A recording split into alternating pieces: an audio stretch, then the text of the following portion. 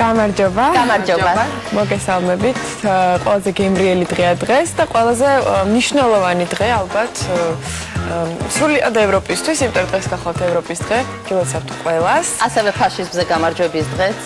ამასაც გილოცავთ ყველას, მაგრამ რატომღაც მოხდა ისე, რომ ევროპის დღეზე ქალები დარჩით სამზარეულოში მარტო და ეს რაღაცნაირი გენდერული ბალანსი ყველაზე მეტად არის დარღვეული. ჩვენ ვართ ევროპელები. ქალები ვართ ევროპელები.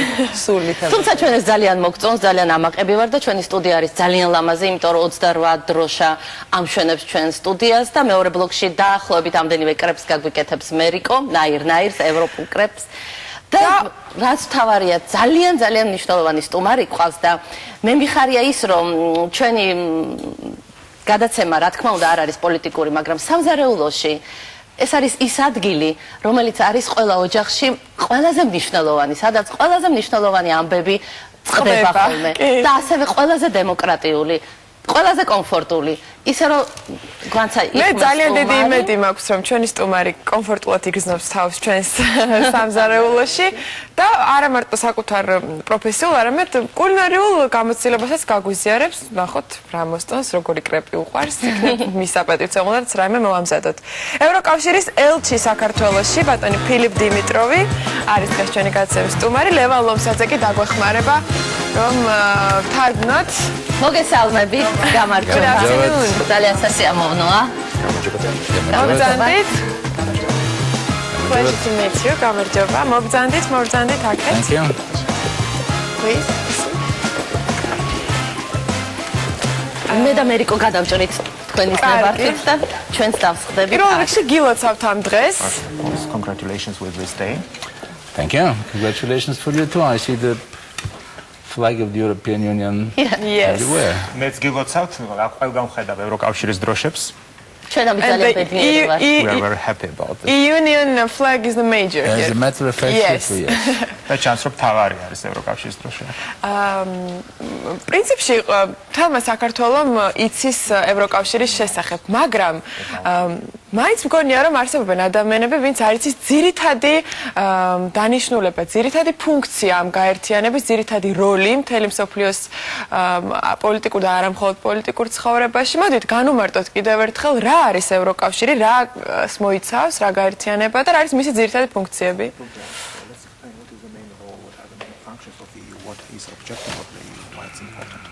Oh, I'm sure that most people know.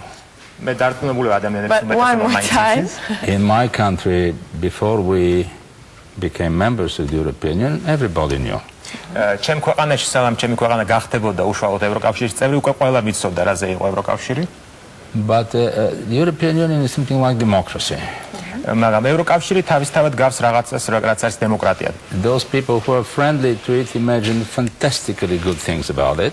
ის ადამიანები, რომლებიც პოზიტიურად არიან განწყობილები დემოკრატიის მიმართ, წარმოიდგენენ, რომ ეს არის რაღაც ძალიან კარგი. Well, it is just real. მაგრამ რეალობაში ეს უბრალოდ ჩვეულებრივი მოვლენაა. Has some problems. თავისი პრობლემები. Has some challenges. და გარკვეული გამოწვევები. The point is to manage by the end of the day.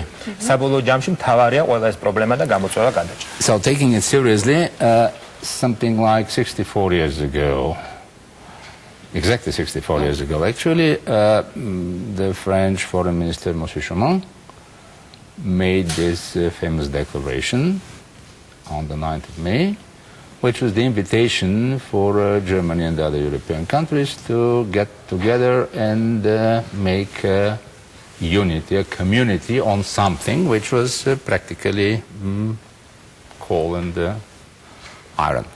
თუ ისტორიას გადავხედავთ და უფრო სერიოზულად ვისაუბრებთ, უკვე 64 წელი შესრულდა მას შემდეგ, რაც საფრანგეთის საგარეო საქმეთა მინისტრმა ბატონმა შუმანმა შესთავაზა თავის პირველ რიგში გერმანელ კოლეგას და შემდეგ სხვა კოლეგებსაც ევროპის ქვეყნებიდან შეექმნათ რაღაც გაერთიანება, რომელიც თავდაპირველად იყო ქვანახშირის გაერთიანება, მაგრამ შემდეგ თანდათან ეს გარდაიქმნა უკვე ევროკავშირად.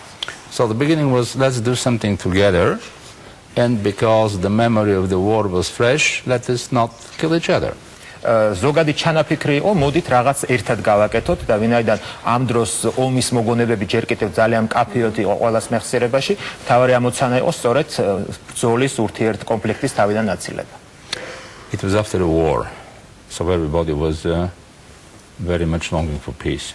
ეს უშუალოდ მეორე მსოფლიო ომის შემდეგ მოხდა, ამიტომაც ყველა ძალიან მოწადინებული იყო, რომ მშვიდობა დამყარებულიყო. And peace became one of the key words of Europe. და სწორედ ამიტომაც ევროკავშირის ერთ-ერთი საკვანძო სიტყვა, ძირითადი ტერმინი სწორედ მშვიდობა გახდა. But naturally, the other key word was cooperation, because the idea was to have people doing things together, so that instead of taking care of killing each other, to take care of helping each other. მაგრამ რა თქმა უნდა მეორე ძირითადი სიტყვა, მეორე საკვანძო სიტყვა იყო თანამშრომლობა, იმიტომ რომ სწორედ იმისთვის რომ თავიდან გვეცილებინა ურთიერთ კონფლიქტი, ერთმანეთის მოკლა, საჭირო იყო რომ ადამიანებს ეთანამშრომლათ. You know, eternal peace was tried a number of times. It was even an imperial strategy, actually. What the Roman world was called was Pax Romana, the peace of Rome.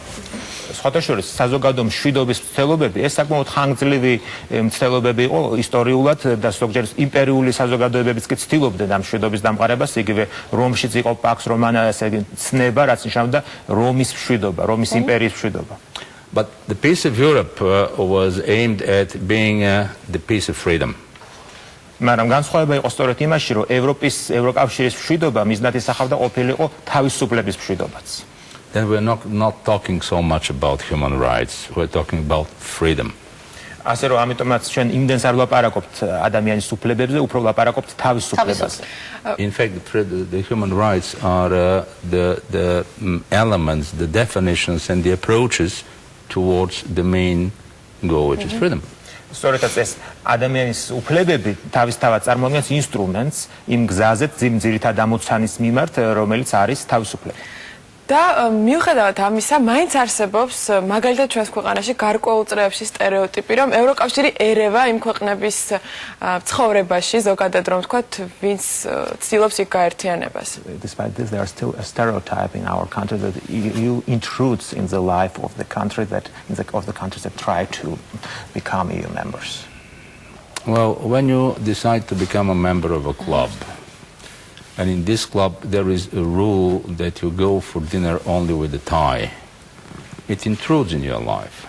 It makes you wear a tie at dinner. It's as simple as that. მოდით ასე ვთქვათ, როდესაც რაიმე კლუბის წევრი ხდებით და ამ კლუბის წესია, რომ მაგალითად სადილზე ჰალსტუხით უნდა მიხვიდეთ, ეს ნიშნავს, რომ გარკვეულწილად კლუბი ერევა თქვენს, ასე ვთქვათ, ცხოვრების წესში, მაგრამ ეს არის ვალდებულება. But this was your choice, yes? Yes, and you decide to get into the club most probably not because of wearing a tie at dinner, but because there is something more important than that. თუმცა რა თქმა უნდა, როცა კლუბში წევრიანდებოდით, ალბათ რაღაც სხვა მიზეზი იყო და არა იმიტომ, რომ გინდოდათ ჰალსტუხით სადილზე სიარული, ალბათ რაღაც სხვა უპირატესობები ქონდა, მაგრამ ეს ასე ვთქვათ ჰალსტუხიც მოდის ასე ვთქვათ კლუბის წესებთან ერთად. I very much love this English saying that the worst enemy of goodness is perfection. მე ძალიან მომწონს ეს ინგლისური გამოთქმა, რომ სიკარგის ასე ვთქვათ საუკე უდიდესი მტერი არის სრულყოფილება. Of course, in every community there is an element of interference. რა თქმა უნდა, ნებისმიერ საზოგადოებაში არის გარკვეული ჩარევის ელემენტი. That's why we live together. But on the other hand, this togetherness is important because when we pray, we said, give us our daily bread, not give me my daily bread. So we take this as an absolutely basic principle of every Christian civilization, but in fact it is of every civilization in general. And this we inevitably bring some kind of intrusion. და სწორედ ამიტომაც არის, რომ ჩვენ ერთად ცხოვრობთ და როდესაც ჩვენ ლოცულობთ, მაგალითად ჩვენ ლოცულობთ, ლაპარაკობთ ჩვენ მოგვეცი რამე, ჩვენ შეგვიწყე ხელი, არ არის საუბარო მარტო მე და მხოლოდ ჩემთვის. სწორედ ეს არის არ მხოლოდ ქრისტიანული, არამედ ნებისმიერი ცივილიზაციის ერთ-ერთი კვაკუთხეთი, სწორედ რომ ადამიანები ცდილობენ ერთად იცხოვრონ და ერთმანეთს ხელი შეუწყონ. იცით რა, აქ მე მგონი არის ხოლმე რაღაცა შიში, რომ რაღაცა ტრადიციული არ დაიკარგოს, რაღაცა აი ეს განსაკუთრებული, რაც მხოლოდ ქართველებს გვაქვს მონაპოვარი. ხასიათის თვისება იქნება ეს თუ ტრადიციები. ეს როგორც კულინარიას ეხება, ასევე ყველაფერ გადარჩენს. Well, in the field of cuisine I will not be very vocal because I mean people like one cuisine like another. I like the Georgian very much, so keep it as much as you can. რა თქმა უნდა, რაც შეეხება კულინარიას და სამზარეულოს, ამაში ბევრს ვერაფერს ვილაპარაკებ ამის თაობაზე. ადამიანებს შეიძლება მოსწონდეთ ეს თუ ის სამზარეულო, მე მაგალითად ქართულ სამზარეულო ძალიან მომწონს, ასე რომ სრულად მივესალმები, რომ მაქსიმალურად უნდა შეინარჩუნოთ ის. But all this story about tradition is usually a big lie. მაგრამ როგორც წესი, მთელი ეს ისტორიები ტრადიციებზე ძალიან ხშირად აღმოჩნდება ხოლმე, რომ არის ძალიან დიდი ტყუილი. Traditions are not mice to kind of keep them in the corner so that they will not run away. There's something which is in your heart. ტრადიცია ეს არ არის თავი, რომ სადღაც კუთხეში მოემწყვილო, რომ სადმე არ გაგექცეს. ტრადიცია ეს არის რაღაცა, რაც გულში უნდა გქონდეს.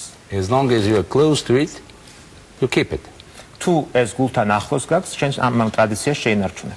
The idea that you should keep traditionally a house in which a large family lies with the men on the other side to the male kids, then the female kids, and all the way to the female adults in one and the same bed was a tradition. It existed. I don't believe that anybody in Georgia now wants to go to restore or to keep this tradition.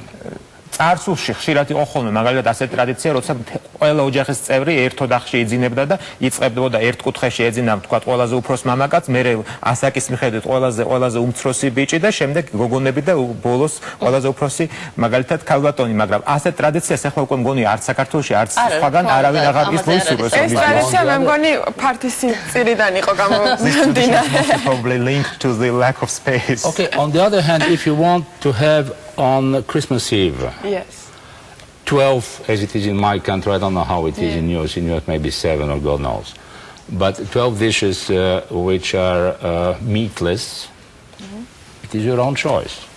მეორეს მხრივ თუ კი გაქვთ რაიმე ვთქვათ საშობაო ტრადიცია, როგორც მაგალითად ჩემს ქვეყანაში, რომ ვთქვათ საშობაო ღამეს უნდა იყოს 12 კერძი, ვთქვათ ხორცის გარეშე, ეს რა თქმა უნდა თქვენი არჩევანია და ეს კონკრეტული პიროვნების თუ ოჯახის არჩევანია. In some families in my country they keep the tradition of the 12 meals, of the 12 dishes, but they don't keep the tradition of no meat there.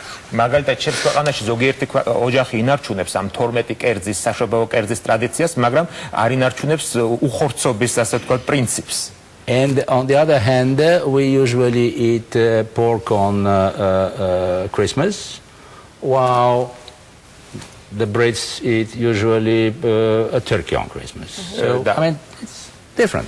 მეორეს რომ მაგალითად ჩვენგან ბულგარეთში ხშირად ღორის ხორცს ჭამენ შობაზე, ხოლო ვთქვათ ინგლისში უფრო ინდაური მოწონთ. ანუ ეს განსხვავება just like us. ის გულისხმობს იმას, რომ ვთქვათ არც ერთ კანონს, რომელსაც იღებს ქვეყნის პარლამენტი, არ შეუძლია მყარ და ნამდვილ ტრადიციას რაიმე ავნოს, ხო? ალბათ ეს იგულისხმებოდა. No law, no decision of the government can change firm traditions of the country. That's a concept. Of course, that's a concept of tradition. Look, there is a big difference between what the government is supposed to decide and what people are supposed to do. რა თქმა უნდა, სწორედ ესაა პრინციპი. არის საკმაოდ დიდი განსხვავება იმას შორის, თუ რა უნდა გადაწყვეტოს სახელმწიფოებამ და რა არის ადამიანების გასაკეთებელი. I was saying this on another occasion recently, but remember what Christ says, give Caesar what is Caesar's and God what is God's. მე ეს სხვა მონიზებაზე ვახსენე ახლახანს და ეხლაც გავიმეორებ როგორ არის ეს ბიბლიაში ნათქვამი. ქრისტე ამბობს, რომ მიეცით კეისარსა კეისრისა და უფლისა უფალს. The government decides what is permitted and what is not. It does not decide what is good and what is bad. ხელისუფლება წყვეტს რა არის ნებადართული და რა არ არის ნებადართული. ხელისუფლება არ წყვეტს რა არის კარგი და რა არის ცუდი. It is absolutely important that people should not be stoned when they have extramarital affair. Absolutely აუცილებელია რომ ადამიანები თქვა არ ჩაქოლონ იმ შემთხვევაში თუ აღმოჩნდება მას ასე თქვა ქორწინების გარეშე აქვს თქვა სასიყვარულო ურთიერთობა ვინმესთან. It doesn't mean that you are preaching adultery. მამეს არ ნიშნავს რომ ამ დროს უნდა იყოს თქვა ხელშეწყობა ან ლოცვა იმისთვის რომ კარგია თქვა სოციალური ღალატი. When you commit a sin, you go and pray. როცა ცოდვას ჩადიხარ, შენ მიდიხარ და შემდეგ ლოცულობ. This is what you decide. მაგრამ ეს არის უკვე ის, რასაც თავად წყვეტ. And I say you because of course you can ask whoever of the people you trust, including priests, elderlies, friends, whatever, but by the end of the day, the decision is yours. და როდესაც თქვენ მე გულსობ არა კონკრეტულ ადამიანს, რა თქმა უნდა, ეს კონკრეტული ადამიანი შეიძლება დაუკავშირდეს ახლობლებს, შეიძლება დაუკავშირდეს მოდელს, ვინმე სხვა სასულიერო პირს, ან თქვა კოლეგას, მაგრამ საბოლოო ჯამში ეს მისი გადასაწყვეტია, ვისთან და როგორ განიხილავს ამ პრობლემას. And this is what we call freedom. That's why we are so keen on the government not to pry into every moment of your life in the kitchen, in the bedroom or any place else. და სწორედ ამას უწოდებ ჩვენ თავისუფლებას, ამიტომაც არის ჩვენ თუ ასეთი მნიშვნელოვანი, რომ ხელისუფლება არ ერეოდეს თქვენი ცხოვრების ყველა ელემენტში, არ ერეოდეს სამზარეულოში, არ ერეოდეს საწოლო ოთახში, არ ერეოდეს თქვენს პირად ცხოვრებაში. Because sin is none of government's business. იმიტომ რომ ცოდვა ეს არ არის ხელისუფლების საქმე. Even when a government decides such things like abortion, it decides them on other grounds, not on grounds of righteousness. მაგალითად, მაშინაც კი, როდესაც ხელისუფლება იღებს გადაწყვეტილებას ისეთ საკითხებთან დაკავშირებით, როგორც არის მაგალითად აბორტი, ამ შემთხვევაშიც გადაწყვეტილება ხდება სხვა პრინციპებიდან გამო, სხვა ელემენტების გათვალისწინებით და არა იმის მიხედვით, რამდენად სწორია ეს და რამდენად კარგია ან ცუდია, თქვა. It may be healthcare, it may be demography, it may be God knows what, but sin is what you have with God. It is not what you have with government. ანუ გადაწყვეტილების მიზეზი შეიძლება იყოს დემოგრაფიული, თქვა, ჯანმრთელობასთან დაკავშირებით ასე შემდეგ, მაგრამ ცოდვა ეს არის უკვე უშუალოდ შენი საქმე, შენი და უფლის საქმე და ეს არანაირად არ არის კავშირში ხელისუფლებასთან. და ბაიკო, რაღაცა. არა, მე მგონი იცით ეს მღელვარება, რაც ბოლო კვირები არის მოსახლეობაში, მე მგონი კანონის არსის არცოდნა იყო, არასწორად გაგება იყო. Anti-discrimination law was probably because of misunderstanding of the content of the law, not because public did not quite get what the law was about. That was the problem. Well, you should know better. არა მგონია რომ ასეთი მღელვარება და ასეთი არასწორი რეაქცია გამოეწვია, როცა რომ ცოდნოდა ზუსტი არსი იმ კანონის. The anti-discrimination law is the Caesar's business. It is the Caesar's business. It says that people should have equal rights. It says that people should not be attacked or beaten or terrorized because they don't share your political views, because they don't belong to the same ethnic group, or don't go to the same church, or don't have the same kind of partners that you do. This is what Caesar decides. ანუ თუ ისე იმ ასე ვთქვათ გამოთქმას მოვიხშველებთ, ანტიდისკრიმინაციული კანონი ეს არის ასე ვთქვათ კეისრის საქმე, ანუ ის რაც კეისრის უნდა იყოს. ამ შემთხვევაში კანონი წვეთს იმას, რომ თუ კი ადამიანი არის თქვენგან განსხვავებული, ამის გამო ის არ უნდა ჩაქოლონ, არ უნდა ცემონ, არ უნდა მოხდეს მასზე ზეწოლა და ვთქვათ მისი შეურაცხყოფა. თუ კი არის ვთქვათ განსხვავებული ეთნიკური წარმომავლობის, განსხვავებული რწმენის მქონე, განსხვავებული ცხოვრების ნირი, ან თქვენგან განსხვავებული პარტნიორი ყავს. ამ შემთხვევაში ეს არის ვთქვათ კანონის გადასაწყვეტი. არსებობის უფლება აქვს და everybody has a right to exist. Yes, you cannot restrict their human rights. Apart from this, you may like them or not. You may befriend them or not. You may be on very bad terms with your neighbor who belongs to the opposite party. It is your own business. რა თქმა უნდა, იმიტომ რომ არ უნდა შეძლოს მათი ადამიანური უფლება, თორე რა თქმა უნდა, ეს უკვე თქვენი უფლება არის, მოგეწონებათ თუ არა მისი ცხოვრების ნირი. შეიძლება ძალიან არ გეყვარდეთ და ემტერებოდეთ თქვენს მეზობელს, მაგრამ ამ შემთხვევაში ეს არ ნიშნავს, რომ უნდა იყოს კონფლიქტი. თქვენ გააქვთ უფლება იზიარებდეთ ან არ იზიარებდეს მის შეხედულებას და არ მოგწონდეთ. But you don't have right to get involved in his. If you take the kitchen knives to solve the political problem, then you may probably end up in jail. იმიტომ რომ თუ კი რა თქმა უნდა სამზარეულოს დანას გამოიყენებთ პოლიტიკური პრობლემის გადასაჭრელად, საბოლოო ჯამში ალბათ ციხეში აღმოჩნდებით. და ეს არის ამაზე logical conclusion. და ასევე გვინდა ვისაუბროთ იმ ღონისძიებაზე, რომელიც იმართება 10 მაისს და რომელშიც ყველა საელჩო ერთიანდება, ხო და ასე აღინიშნება. So also let's speak about the event on May 10 that all embassies participate. Well, May 10th is supposed to be a big celebration. We're doing it in the Ethnographical Museum, which means an open space. 10 მაისს ჩვენ ვაპირებთ ჩავატაროთ ძალიან დიდი საზეიმო ღონისძიება, ჩატარდება ეს ეთნოგრაფიულ მუზეუმში, ანუ ღია ცის ქვეშ. And from 2 o'clock on, all the embassies from the European Union will be exhibiting something.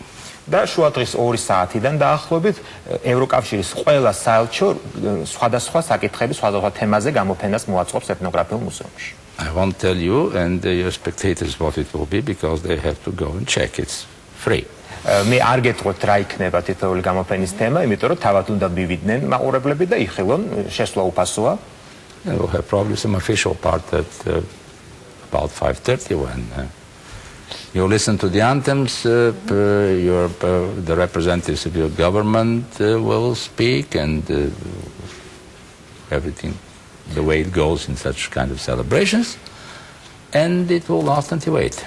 რა თქმა უნდა, იქნება გარკვეული ოფიციალური ნაწილიც დაახლოებით სადღაც 6-ის ნახევარზე, იქნება გამოსვლები, მათ შორის საქართველოს ხელისუფლების წარმომადგენლებისგან მოისმენთ ჰიმნებს, იქნება შესაბამისი გარკვეული სიტყვები და შემდეგ კვლავ გაგრძელდება საზეიმო ღონისძიება დაახლოებით საღამოს 8 საათამდე. I mean the celebration will end until 8, not the speeches, don't get afraid. მე ვფიქრობ, რომ ზეიმი გაგრძელდება 8 საათამდე, სიტყვით გამოსვლები 8 საათამდე ნამდვილად არ იქნება. გვიყვარს არაოფიციალური ნაწილი ასეთი მნიშვნელოვანი ღონისძიებების და თემატიკაც დღეს ჩვენი სამზარეულოში შევარჩიეთ სწორედ ამის მიხედვით. მერიკო, მე მგონი დაინტერესებს ჩვენს სტუმარს, ხო? კრეპები ავირჩიეთ დღეს, რომ გაგვეკეთებია, რადგან ევროპის დღეა. ჩავთვალეთ, რომ კრეპები ძალიან უნივერსალურია და ძალიან ევროპული. Let me tell you a secret. I'm a shy person. მოდით საიდუმლოს გაგემხელთ, მე საკმაოდ მორცხვი ადამიანი ვარ. I cook in my kitchen, I don't cook on the TV. მე ჩემს სამზარეულოში კერძებს ვაკეთებ, მაგრამ ეკრანზე ამას ამ ტელევიზიით ამას ვერ გავაკეთებ. Because if you find out that I'm doing it in a very bad manner, my reputation will be ruined. იმიტომ რომ თუ აღმოჩნდება ხალხი თუ გაიგებს, რომ რამდენად ცუდი მზარეული ვარ, შემდეგ ჩემი რეპუტაცია დაინგრევა. So I can taste that I can. მაგრამ გასინჯო რა თქმა უნდა დაგემოვნება ნამდვილად შემიძლია. ამის გაკეთება შემიძლია. And which is your favorite crepe? Well, probably with some kind of jam or honey or something like this. შოკოლადი და ბანანით With თუ chocolate and banana? Never tried to be frank. არასდროს არ გამისინჯეს ხოთა შორს. და ეხა მოუმზადებს და გასიჯოს და Cook it for you. Okay. შეაფასოს. მიდი მერიკო, დავიწყოთ, ხო? დავიწყოთ. And I shall admire, promise. პირდაპირ დახტოვანებული. რა ინგრედიენტები გვაქვს? ინგრედიენტები ბევრი გვაქვს, იმიტომ რომ, ნუ, გადმომეცა. არის ძალიან უნივერსალური რამ. ეს ჩვენმა მაყურებელმა იცის, მე მგონი, კრეპში შეიძლება აბსოლუტურად ყველაფერი ჩადო. და ამიტომ არის ყველასთვის საყვარელი და ყველასთვის მისაღები და ამიტომ არის ესეთი პოპულარული არა მხოლოდ ევროპაში, არამედ მთელ მსოფლიოში. იცი რა არის მერიკო, ჩვენ ერთხელ უცხად ვთქვით, მაგრამ გავიმეოროთ, აი ეს ცომი როგორ კეთდება. ცომი ზათა გვაქვს ჩვენ ცომი. ხო, ბევრნაირად კეთდება. ჩვენ უბრალოდ არ მოვამზადებთ კრეპები სტუდიაში, იმიტომ რომ ჩავთვალეთ დიდ დროს წაიღებ და ჩვეულებრივ, აი რეგულარულად, როგორც მე ვაკეთებ, გეტყვით, ეს არის ერთი ჭიქა რძე, ერთი ჭიქა ფქვილი, 3 კვერცხი, ცილიანად? ხო, ცილიანად და დაახლოებით 3 კოვზი დამდნარი კარაქი. ეს არის უბრალოდ აი უბრალო კრეპის რეცეპტი.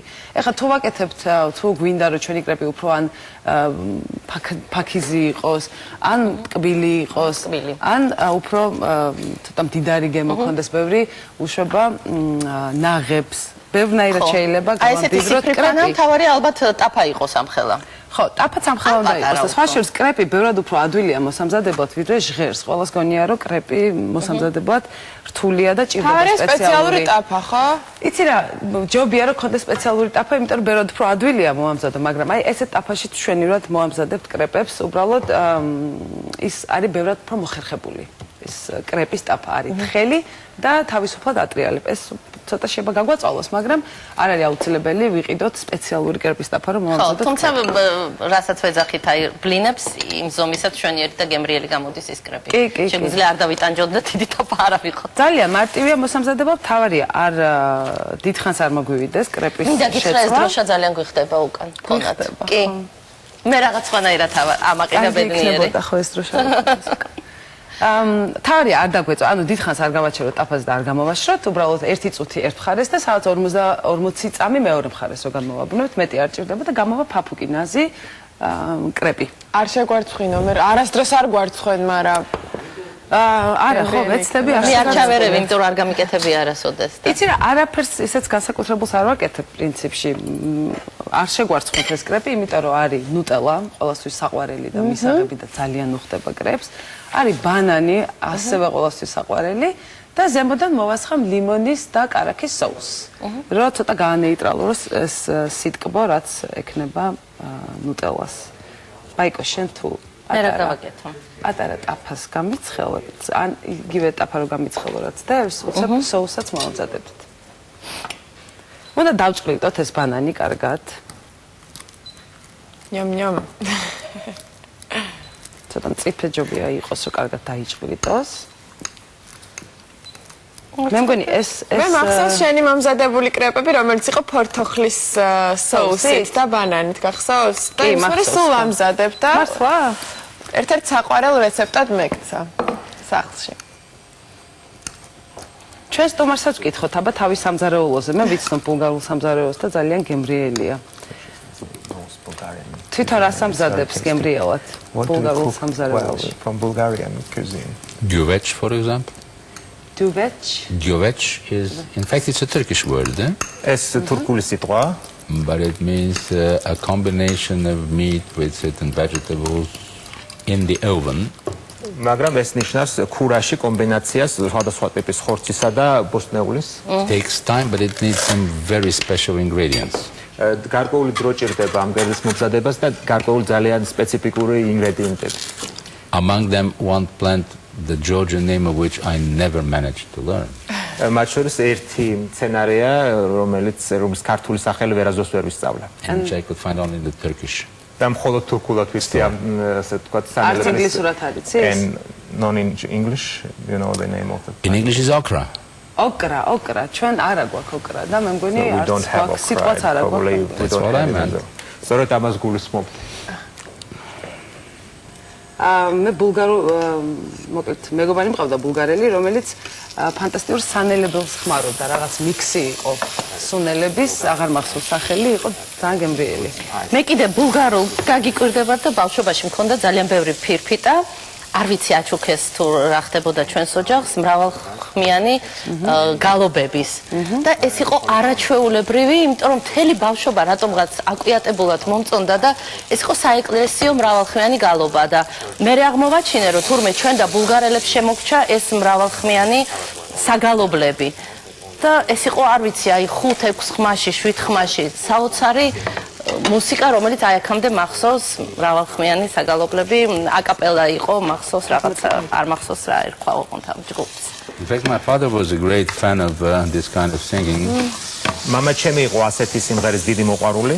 He was singing in choirs, etc. But I mean, from my childhood, I have a little bit of an ear for this 7 voices chant. მამა ჩემი სხვადასხვა გუნდებშიც მღეროდა ხოლმე და ასე რომ ბავშვობიდან საკმაოდ ახლოს ვიყავი, ხშირად მიწევდა ხოლმე მოსმენა ასეთი პოლიფონიური სიმღერის. And I think if he was alive, he would have loved to listen to Georgian music. და დარწმუნებული ვარ, მამა ჩემი ცოცხალი რო ყოფილიყო, ქართული სიმღერა ძალიან მოეწონება. ხო, ნამდვილად, იმიტომ რომ ეს ძალიან იშვიათია ესეთი პოლიფონია. No, not in this type. Unfortunately, I'm not a singer, and I wish I could sing more. პოლიფონიური სიმღერა არა, სამწუხაროდ კარგი მომღერალი არა ვარ და ვისურვებდი რომ უფრო უკეთესად მღეროდი. When I was much younger, it was a time when it was a good way to try to impress a lady by singing and playing the guitar. როდესაც ბევრად უფრო ახალგაზრდა ვიყავი, ითვლებოდა რომ საკმაოდ ეფექტურია გოგონაზე შტაბეშტირების მოსახდენა, თუ კი მღერი ხარ და გიტარაზე უკრავ თან. I never reached much further than this kind of easy, mostly dissident songs like Vysotsky, Gujava, that kind of stuff. ვერასდროს უფრო შორს ვერ წავედი, ვიდრე შედარებით ესეთი ადვილი, ეგრეთ წოდებული დისიდენტური სიმღერები, როგორც ვთქვათ, ვისოცკის ან ოკუჯავას სტილში ასე ვთქვათ. But still sometimes it had the desired effect, you know. მაგრამ ვაღიარებ, რომ ზოგჯერ ამ ასეთ სიმღერასაც გარკვეული სასურველი ეფექტი მოქონდა. ძალიან კარგი. მე მოდით ნახავით რა ხდება. უკვე მზად არის, რომ ჩვენ სტუმარს მივართვათ. რომ სტუმარს მივართვათ. ბანა და ჩანგარი გჭირდება. აკერ არის ხელსაყრელიც. ამას კოქტეილი მოუხდებოდა მე მგონი, შენი ცნობილი კოქტეილები, მაგრამ ვერ გავითვალისწინეთ. ვერ გავითვალისწინეთ. არის ხელსაყრელი. არის? ძალიან ტკბილი არ გაუკეთე უთხარით, იმიტომ რომ არ ვიცი მისი გემოვნება და ჩავთვალე რომ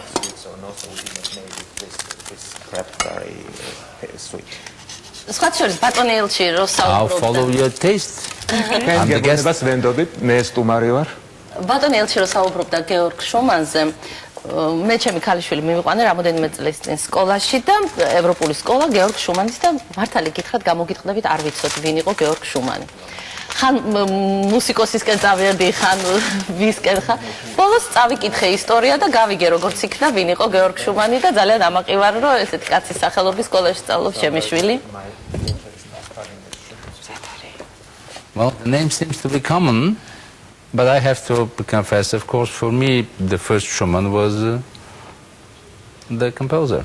რა თქმა უნდა, გვარი საკმაოდ ესე პოპულარული გვარია, მაგრამ ჩემთვისაც ვაღიარებ პირველი შუმანი, რომელსაც ვიცნობდი და მეცნობოდა, რა თქმა უნდა, კომპოზიტორი. But look, this is the charm of Europe. Though the name is the same, it is Schumann for the composer, because he's German, but it is Schumann for the foreign minister because he's French.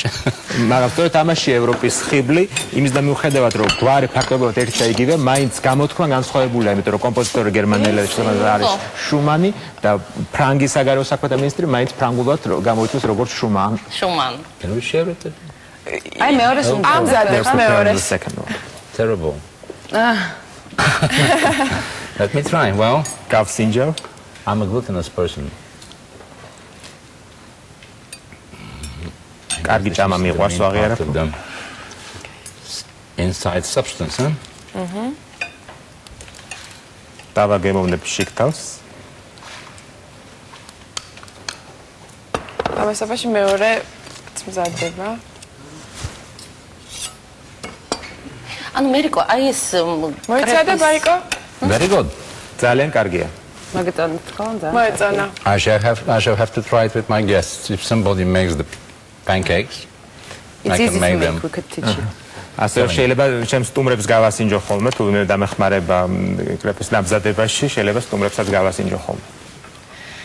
მერიკო, ვასწავლით.